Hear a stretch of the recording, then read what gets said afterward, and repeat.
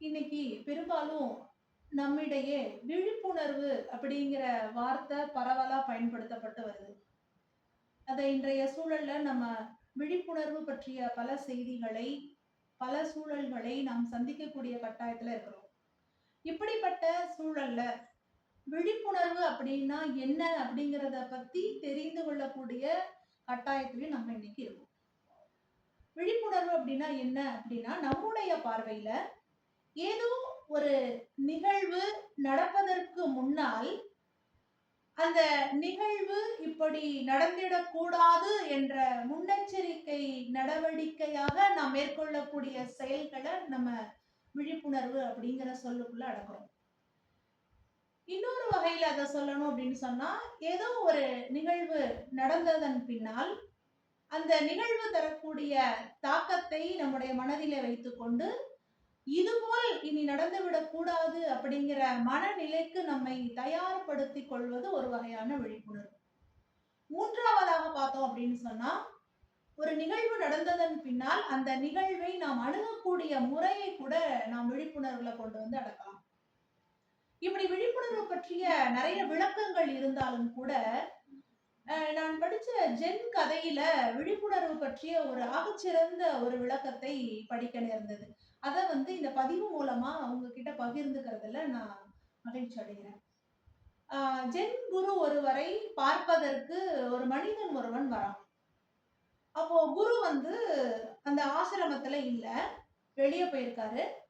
அப்போ அங்க இருக்கக்கூடிய சீடர்கள் எல்லாம் அந்த மனிதனிடம் கூறுகிறார்கள், இப்பொழுது குரு வந்து விடுவார், சற்று நேரம் நீங்கள் இங்கு இருங்கள் அப்படின்னு சொல்றாங்க. உடனே குரு வர்றாரு. சீடர்கள் எல்லாம் போய் உங்களை பார்ப்பதற்கு ஒரு மனிதர் வந்திருக்கிறார் அப்படிங்கிற செய்தியை சொல்றாங்க. குரு சொல்றாரு, அவருக்கு ஒரு கோப்பை தேநீர் கொடுத்து அவரை உட்கார சொல்லுங்க, நான் வந்துடுறேன் அப்படிங்கிறார். அதே மாதிரி சீடர்கள் கோப்பை தேநீரை கொண்டு போய் கொடுக்குறாங்க. குரு சிறிது நேரம் கழிச்சு அங்க வர்றாரு. குருவை பார்த்தவுடன் அந்த மனிதன் எழுந்து நின்று வணக்கம் செலுத்தி, குருவே, நான் ஜென் மார்க்கத்திற்கு வரணும் அப்படின்னு சொல்லி ஆசைப்படுறேன். ஆனா என்னை சுத்தி இருக்கிறவங்க எல்லாம், நீ ஜென்மார்க்கத்துக்கு வரணும்னா உனக்கு முதல்ல விழிப்புணர்வு ரொம்ப அவசியம் அப்படின்னு சொல்லிட்டே இருக்காங்க. எனக்கு விழிப்புணர்வுனா என்ன அப்படிங்கிற தெளிவு முதல்ல வேணும், அதனாலதான் உங்களை பாக்குறதுக்கு வந்திருக்கேன் அப்படின்னு சொல்றாரு. உடனே குரு லேசா சிரிச்சுட்டு அந்த மனிதனை பார்த்து கேட்டாராம், கொஞ்ச நேரத்துக்கு முன்னாடி உனக்கு தேநீர் பருகிறதுக்கு இங்க கொடுத்தாங்களா? ஆமா, கொடுத்தாங்க. தேநீரை நீ உண்மையிலேயே விரும்பி சுவைத்துதான் குடிச்சியா, இல்ல அவங்க கொடுத்தாங்கன்னு சொல்லி நினைச்சு அப்படியே குடிச்சிட்டியா?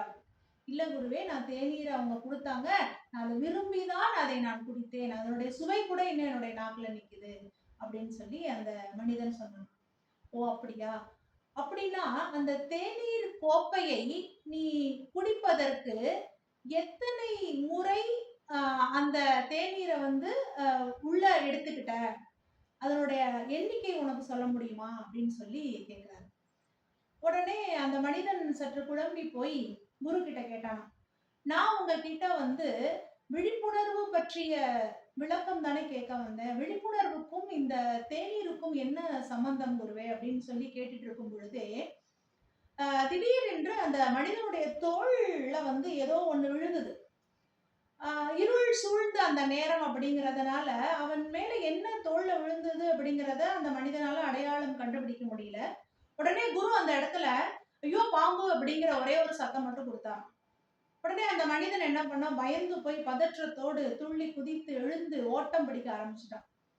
ஓட்டம் பிடித்தவனை பார்த்த குரு அவனுடைய தோளை தட்டி, பயப்படாதே, அது பாம்பெல்லாம் கிடையாது, உன்னுடைய மேல விழுந்தது வெறும் வாழை நார் தான் அப்படின்னு சொல்லி அவனை ஆசுவாசப்படுத்துறார்.